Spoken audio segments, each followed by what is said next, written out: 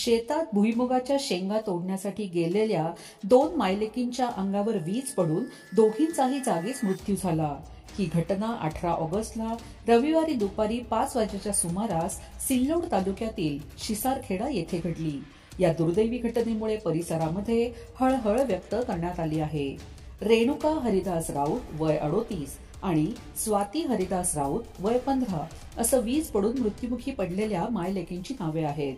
मिळालेल्या माहितीनुसार गेल्या काही दिवसांपासून छत्रपती संभाजीनगर जिल्ह्यामध्ये पावसाने दांडी मारली होती।